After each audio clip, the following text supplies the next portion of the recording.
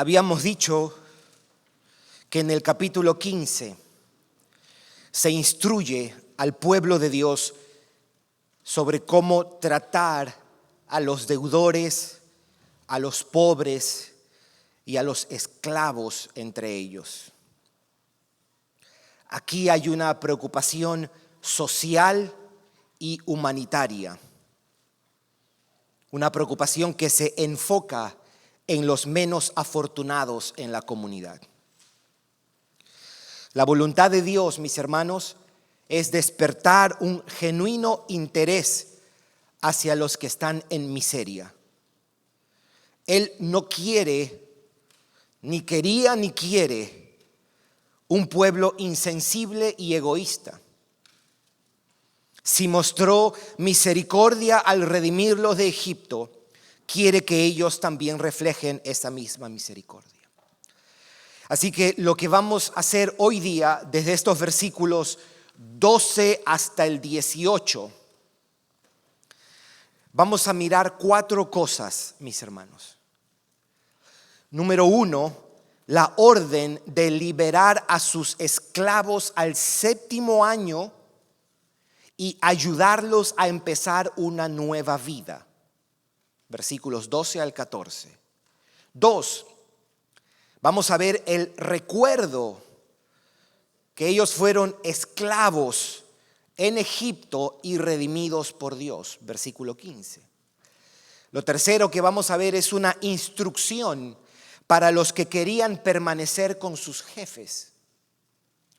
Y número 4, una promesa de provisión y cuidado en el versículo 18.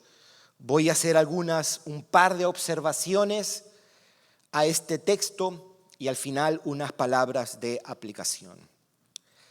Sin embargo, me gustaría hacer un comentario introductorio. Vamos a hablar de la esclavitud.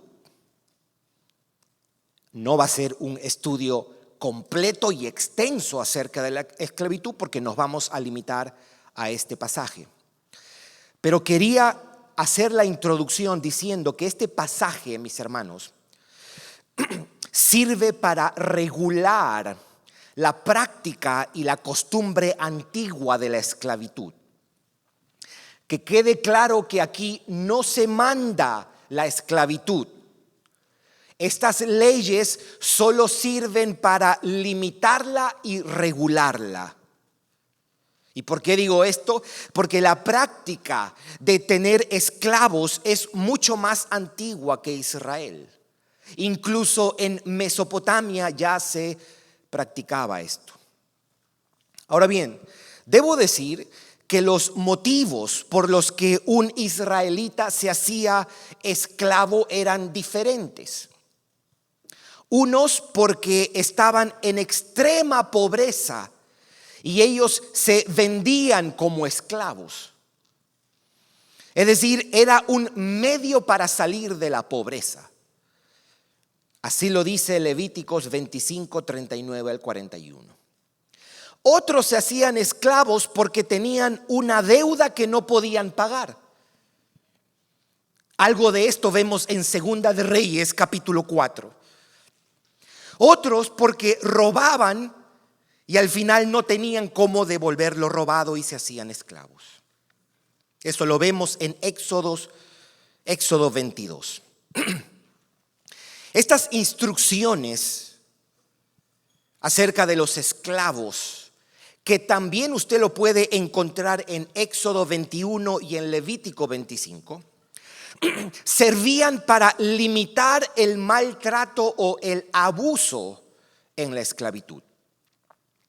En ninguna manera, y con esto termino, esta clase de esclavitud se puede comparar con la que existió en Europa y aquí en los Estados Unidos. Amén. Bien, la orden para liberar sus esclavos al 7º año y ayudarlos a empezar una nueva vida. Versículos 12 al 14, lo vamos a leer. Si se vendiere a ti tu hermano hebreo o hebrea y te hubiere servido 6 años, al 7º le despedirás libre. Versículo 13. Y cuando lo despidiereis libre, no le enviarás con las manos vacías. 14. Le abastecerás liberalmente de tus ovejas, de tu era y de tu lagar. Le darás de aquello en que Jehová te hubiere bendecido. Aquí está la orden. Al séptimo año, después de haber servido obviamente a sus dueños o señores o a quienes los tenían esclavizados, ellos podían ser liberados, mis hermanos, al séptimo año. Solo 6 años podían servir y trabajar para ellos. Y si usted recordará, hemos venido leyendo el capítulo 15, aquí de alguna manera también vemos el mismo principio de la remisión, el principio del descanso o el principio de la libertad aplicado ahora a los esclavos. Usted recordará, la tierra debía descansar después de 6 años. Los deudores también debían ser perdonados después de 6 años. Y ahora nos dice que los esclavos debían ser dejados libres al séptimo año. El mismo principio de alivio, el mismo principio de descanso, el mismo principio de libertad que Dios otorgaba como una expresión de su compasión y misericordia, ahora era extendido a los que habían sido vendidos como esclavos. Pero los versículos 13 y 14 señala algo más. Dejarlos libres no es lo único que les manda. Porque ahora les dice que ellos debían darle una donación a sus esclavos. El Señor les manda que antes de ustedes despedirlos, debían proveerles de alimentos, de ovejas, de lo que hayan cosechado o de sus vinos, etcétera, etcétera. Esto era necesario porque los esclavos liberados ahora empezaban una nueva vida. Ellos iban a ser despedidos por sus amos y no tenían muchas provisiones. Y si ellos salían así, les iba a ser muy difícil empezar una nueva vida y salir adelante. Así que aquí hay una preocupación por el bienestar físico y material de estos esclavos, de estas personas. Si usted pausa por un momento, esta orden, usted recordará especialmente si usted ha leído Éxodo. Esta orden de darles provisión a los esclavos cuando eran liberados, ¿le suena familiar? También era una forma de expresar lo que había pasado con ellos cuando salieron de Egipto. Cuando el Señor los liberó de Egipto, hizo que ellos salieran con provisiones que los egipcios le dieron. Aquí tenemos la orden de liberar a sus esclavos al séptimo año y ayudarlos a empezar una nueva vida.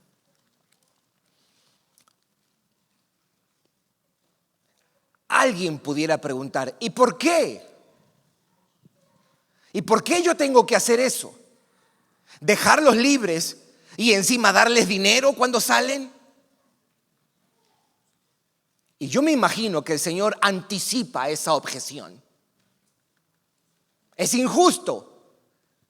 Y el Señor anticipa, ¿por qué tengo que hacerlo? Y el Señor les recuerda que fueron esclavos en Egipto, pero redimidos también. Versículo 15, dice el pasaje: y te acordarás de que fuiste siervo en la tierra de Egipto y que Jehová tu Dios te rescató. Por tanto, yo te mando esto hoy. Aquí el Señor les está dando la justificación o el fundamento para este mandato. Así como en algún tiempo ellos, siendo esclavos, fueron liberados por el Señor, asimismo ellos debían mostrar esa misma actitud hacia los que estaban en esclavitud. Era una forma de expresar lo que Dios había hecho con ellos, de ofrecer la misma gracia que Dios les dio cuando eran esclavos en Egipto. Tal como Dios los libertó, ellos también debían dejar libres a los que habían servido en sus casas. Como Dios los trató, ustedes deben tratar a sus hermanos, les está tratando de decir Moisés. 3. Tenemos una instrucción para los que querían permanecer en casa con sus jefes. Versículos 16 y 17. Si él te dijere, es decir, el esclavo, si él te dijere, no te dejaré, porque te ama a ti y a tu casa, y porque le va bien contigo, entonces tomarás una lesna, era una especie de tornillo, destornillador, con un mango de madera, y horadarás o harás un hueco, perforarás su oreja contra la puerta, y será tu siervo para siempre. Así también harás a tu criada. Así que aunque los esclavos podían salir libres al 7º año, siempre estaba la opción de que alguno decidía quedarse. A veces los dueños habían tratado con tanta nobleza y misericordia que algunos de los esclavos decidían quedarse con sus dueños.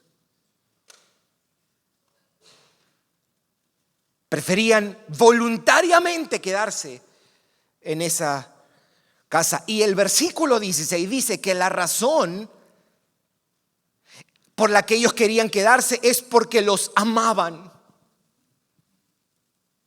Es decir, ellos habían sido tratados con tanta misericordia que terminaban amando a sus jefes y no querían irse de sus casas. El ritual que se instruye aquí, o por el que se confirma que por decisión propia ellos se quedaban, era que debían perforarse la oreja. Y así demostraban que ellos habían decidido quedarse con su Señor. Esa era como la prueba de que por iniciativa propia decidían permanecer con ese amo. Entonces los llevaban a la puerta de la casa donde vivían, ponían las orejas y perforaban sus orejas. Pudiéramos nosotros añadir que parece que esto de perforarse las orejas o la oreja apuntaba a la obediencia con la que ellos se comprometían a dar. Era una manera de expresar que ellos iban a someter a sus amos, como lo dicen los salmos. Yo di oído en obediencia a ti, Señor. Tenemos aquí la instrucción, ¿qué hacer con los que decidían quedarse? Eso es extraordinario, mis hermanos. Después de 6 años, algunos decidían quedarse porque los habían tratado bien. 4, tenemos una promesa de provisión y cuidado. Versículo 18. No te parezca duro, otras versiones dicen difícil. No te parezca duro cuando el enviares libre. Pues por la mitad del costo de un jornalero te sirvió 6 años. Y Jehová tu Dios te bendecirá en todo cuanto hicieres. El Señor les recuerda, ustedes no pierden haciendo esto. Lo que tú has gastado por tener un esclavo no es más que si hubieras encontrado a una persona que trabaje. No estás perdiendo aquí. No pienses que esto es pérdida. Al contrario, míralo como una ocasión para honrar a Dios porque lo sueltas y una ocasión en la que Él te va a bendecir a ti. Si tú haces esto, dice, si tú haces esto, el Señor te va a bendecir. El Señor te va a bendecir. Así que eso es lo que nosotros tenemos en este pasaje. La orden de liberar a los esclavos al 7º año y una ayuda para que ellos empiecen de nuevo. 2, el recuerdo de que fueron esclavos en Egipto y redimidos por Dios. 3, una instrucción para los que querían permanecer con sus jefes. Y 4, una promesa de provisión y cuidado. Quiero hacer 2 observaciones y algunas palabras de aplicación. Quiero después hacer una referencia a un texto que está en el libro de Romanos, que creo que es apropiado para esto lo que estamos considerando. Pero lo primero que quería decir es que es llamativo cómo el Señor menciona tantas veces el éxodo de Egipto. Él repite una y otra vez la salida y liberación de Israel de la esclavitud de Egipto.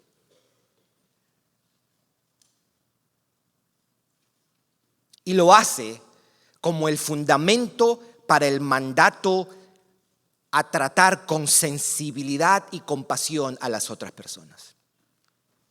Es decir, la preocupación social y humanitaria nuestra no es para lograr algo.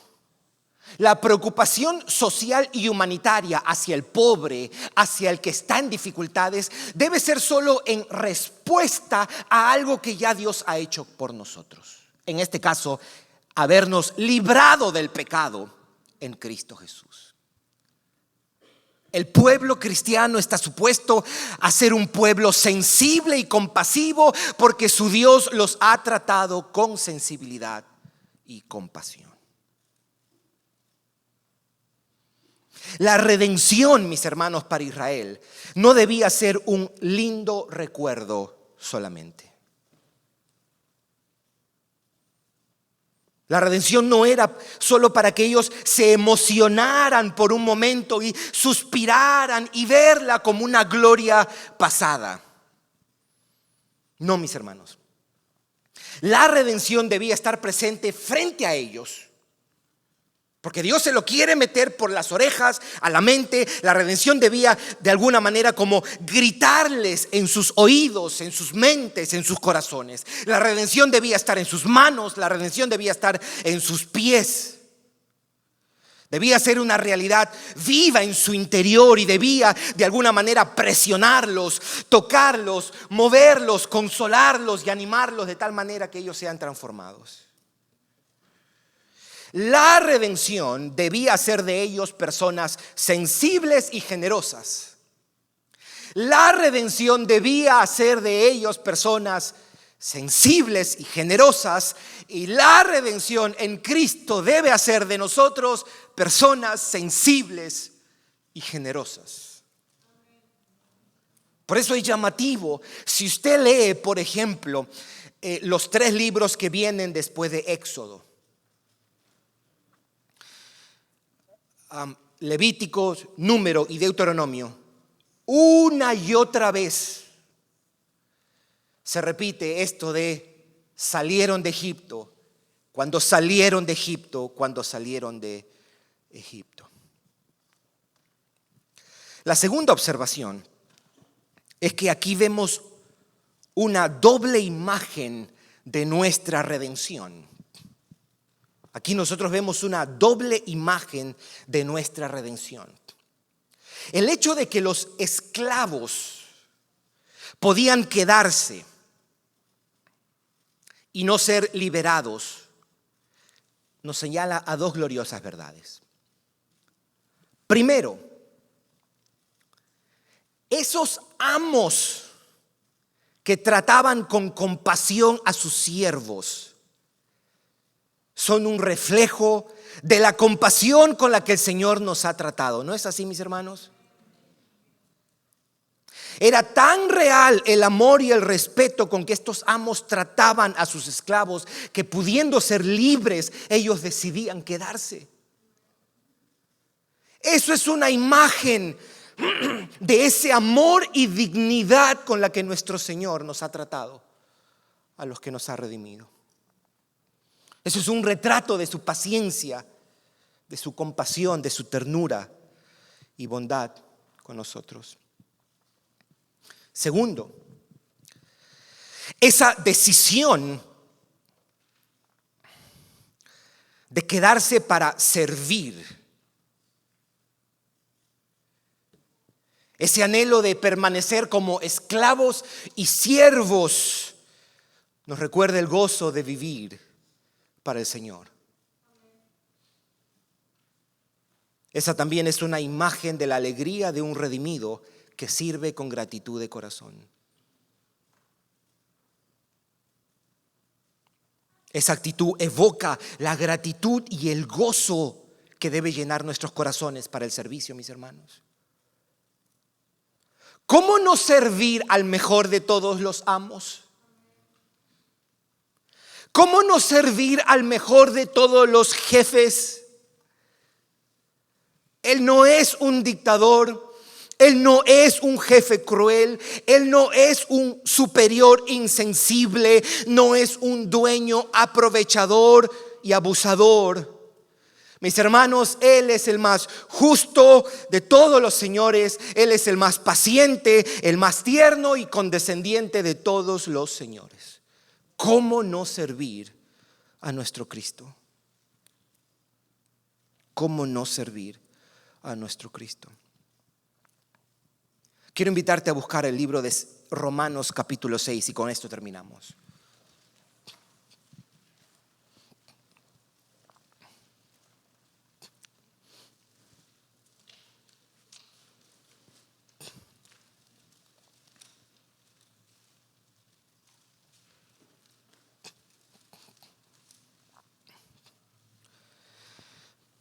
Quiero, antes de leer el pasaje, es Romanos 6, versículos 18 al 19 y después versículo 22. Quiero mencionar dos cosas brevemente, esa manera de aplicación. Yo creo que es apropiado poder señalar esto.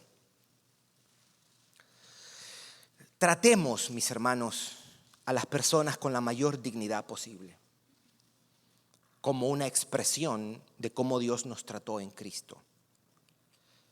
Y esto lo señalo especialmente si Dios te ha dado la bendición o la gracia de un trabajo donde diriges personas o de tener trabajadores y empleados debajo de ti. Muestra compasión, muestra gracia, muestra sensibilidad. Escuche lo que Pablo decía brevemente a los amos, a los dueños: haced lo que es justo y recto con vuestros siervos, sabiendo que también vosotros tenéis un amo en los cielos. La segunda aplicación es un poco más, tiene que ver con una actitud. Que Dios nos guarde de una actitud de queja, de ingratitud y murmuración por las cosas que hacemos para Él. Que Dios nos guarde de estar reclamando. Que Dios nos guarde de sentir lástima por nosotros mismos.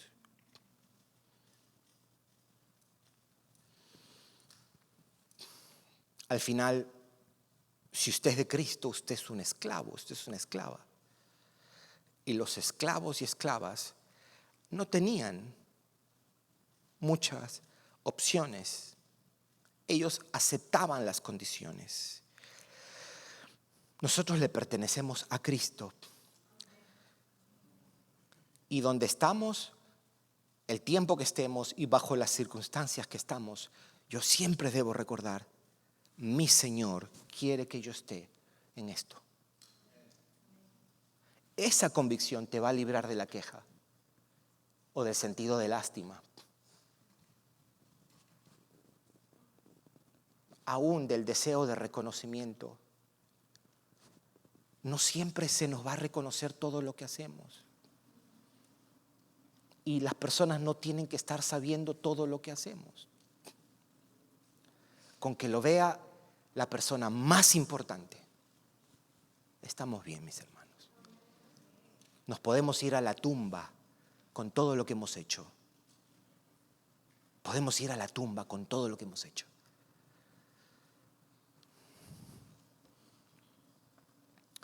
Romanos 6, versículos 18 y 19. Está hablando de cristianos. Y libertados del pecado, viniste a ser siervos de la justicia. La palabra que se traduce ahí es lo mismo que esclavos. Versículo 19.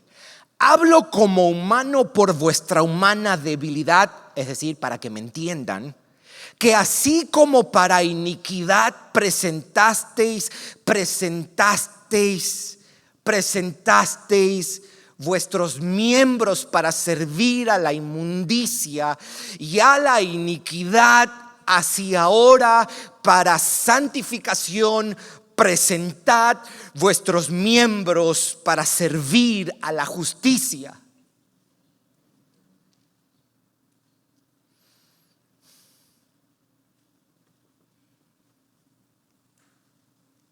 Versículo 22. Voy a comentar algo acerca de estos versículos. Versículo 22. Mas ahora que habéis sido libertados, dice, del pecado y hechos siervos de Dios o esclavos de Dios. A veces los traductores, para no herir las sensibilidades occidentales, para no herir las sensibilidades modernas, no mencionan esclavos, pero es esclavo. Esclavo de Dios. Tenéis por vuestro fruto la santificación y como fin la vida eterna. Note que aquí se describe una transferencia de amo, un cambio de dueño o señor. En otras palabras, nunca dejamos de ser esclavos. O somos esclavos del diablo o de Dios, o somos siervos del pecado o somos siervos de la justicia. Nunca dejamos de ser esclavos, no se elimina nuestra condición de siervos. Pero ahora, como siervos de la justicia, eso es lo que usted es si está en Cristo. Usted es un siervo de la justicia. ¿Qué eres tú? Soy un siervo de la justicia. Soy un esclavo de la justicia. Y eso es una buena conversación en el lonche de tu trabajo. ¿Cómo así? Sí, soy un esclavo de la justicia. No te entiendo. Bueno, antes yo era un esclavo del pecado como ustedes están ahora. Ustedes son esclavos del pecado, yo soy un esclavo de la justicia. No dejamos de ser esclavos, lo único que cambia es a quién le servimos.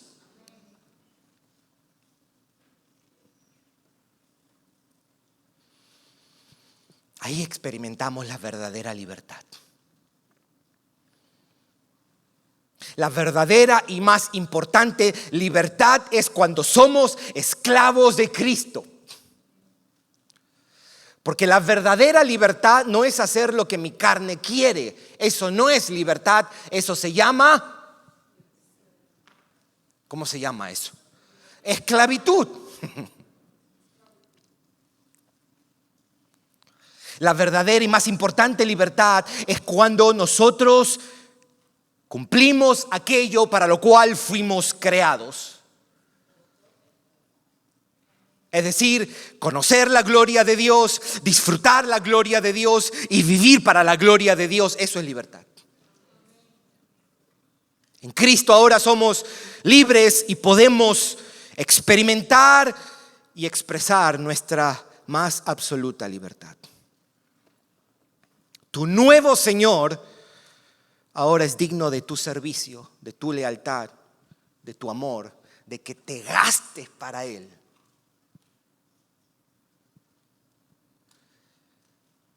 Demos nuestra vida, nuestro ser. Nosotros no nos pertenecemos, mis hermanos.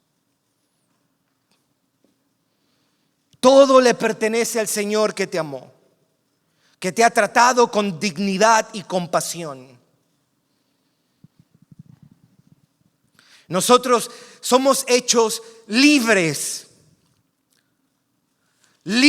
por Cristo, para que libre, gozosa y voluntariamente entreguemos la vida para Él. Nosotros hemos sido redimidos por gracia para que libre, voluntaria y alegremente ofrezcamos nuestra vida a quien es dueño de nuestra alma, dueño de nuestras fuerzas, dueño de nuestro tiempo, dueño de nuestra existencia. Ese es Jesucristo, el que te ha tratado con tanta compasión, mi amado hermano, mi amada hermana. Eres esclavo de Jesucristo. Eres siervo de la justicia. Eres un esclavo de Dios. ¿Cuánta gloria hay en eso? Ya no eres esclavo del pecado. Ya no eres esclavo de Satanás. No eres esclavo de tus pasiones. No eres esclavo del mundo. Tú eres de Cristo. Vive para Él plenamente. Que tu vida sea una expresión clara y visible. Que tu vida encarne esta realidad de que ahora eres siervo de la justicia.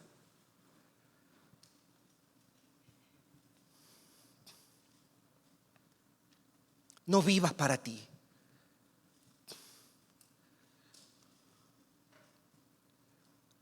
En ocasiones los pastores deben exhortar a la congregación a involucrarse en el servicio de la iglesia, y lo hacemos apelando a la realidad de que hay una necesidad.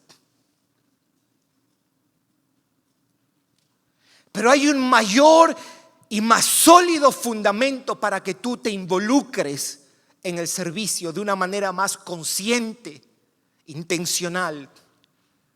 Y la razón no es la necesidad. La razón es porque Cristo te ha hecho libre para ser esclavo de Él. Mis hermanos, si todos aquí fuesen salvos, y digo fuesen porque no todos los que asisten a día de adoración han nacido de nuevo. Pero si todos los que están aquí fuesen salvos, todo el tiempo deberíamos estar acechando y buscando dónde puedo servir. Anoche yo escuchaba un sermón de John Piper. Y John Piper estaba hablando de la humildad. Él estaba hablando de Marcos capítulo 10. Y él decía: ¿tú quieres saber el grado de tu humildad? Y él decía: mira tu compromiso y tu actitud con el servicio. Y yo decía: eso es cierto. Eso es cierto. Así que yo no quisiera solo tener que apelar a la necesidad que hay dentro y fuera de la iglesia para llamarte al servicio. Yo quiero apelar a algo más elevado, y es al hecho de que tú has sido librado de tu pecado. Ya no eres siervo del pecado. No vivas para el pecado y no vivas para ti. Cristo Jesús, tu Señor, tu compasivo Señor, tu misericordioso, tu tierno Señor, tu condescendiente Señor, Él se hizo siervo para salvarte. Él te llama a esa misma actitud, a servir, a involucrarte, a servir a las personas. Esta comunidad te necesita.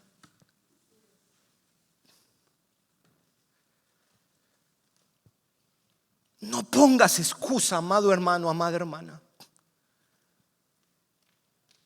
No digas, bueno, yo solamente puedo dar esto, y siempre encontrando una excusa para dar menos de tu tiempo, tus energías. Tu Señor se merece mucho más que eso. Nuestro Señor merece que todos aquí, si somos de Él, lleguemos agotados cada noche, rendidos de haber servido. Yo quiero invitarte a eso, a reflejar lo que el Señor ha hecho en tu vida. Involúcrate en los grupos de discipulado y busca maneras de servir. No faltes a tu grupo de discipulado y busca maneras como puedes servir a alguien que está en necesidad, que está pasando dificultades. Ven, aquí en la iglesia tenemos el ministerio de alabanza y de adoración. Si Dios te ha dado algún don para cantar o para tocar un instrumento, usted debería ser parte del ministerio de alabanza. Usted debería poner su tiempo y su fuerza a esto. Oh, pero no sé, pero no tengo ese don. Bueno, involúcrate con los anfitriones, a servir con los anfitriones. Involúcrate con el ministerio de sonido y de audio. ¿Tienes alguna noción de eso? Involúcrate. ¿Te gusta enseñar a los niños? Los niños son una gran necesidad en la iglesia. Siempre estamos en necesidad de personas que digan, ¿sabe qué? Yo me voy a comprometer. O de repente no puedo, una semana sí, una semana no. De repente puedo una vez al mes, y lo haces. Pero si tienes tiempo, si tienes las energías, si tienes el talento, comprométete. Sirve al Señor, sirve a tu Señor. No busques excusa para no servir. Y yo espero que tú entiendas que esto es el Señor hablándote. Yo me puedo morir hoy día y la demanda que Dios te hace a ti para servir va a seguir vigente. Pero no te comprometas porque se necesita solamente, sino que tú puedas decir, ¿sabe qué? ¿Cómo no servir a mi amo? ¿Cómo no servir a mi amo? ¿Cómo no servir a mi Señor? ¿Cómo no darle mi tiempo, mis energías? Y hacerlo con la mejor actitud, con la mejor devoción. Él merece eso. Él merece, Él es digno de eso. Mis hermanos, no hay mejor vida que gastarla para Jesucristo. Que se gaste en Jesucristo. De eso nunca nos vamos a reprochar, amados hermanos. Oh, yo le pido al Señor que Él despierte esto en nosotros. Que Él despierte con un renovado compromiso, con un renovado interés de involucrarnos de alguna forma para servir. No solamente para que su iglesia siga avanzando, sino también como una expresión de gratitud. Mis hermanos, ¿cómo no servir si algún tiempo servimos al pecado? Si le dimos nuestro tiempo, nuestras fuerzas, nuestros recursos. Porque Él dice en Romanos 6, así como para iniquidad presentasteis vuestros miembros para el pecado, presenta tus miembros para servir a la justicia. Pablo está requiriendo todo el ser, todo el tiempo, todas las energías. No nos guardemos absolutamente nada, porque el Señor que nos salvó lo entregó todo para nuestro beneficio. Nunca te excuses en tu mente sintiendo ya hago suficiente.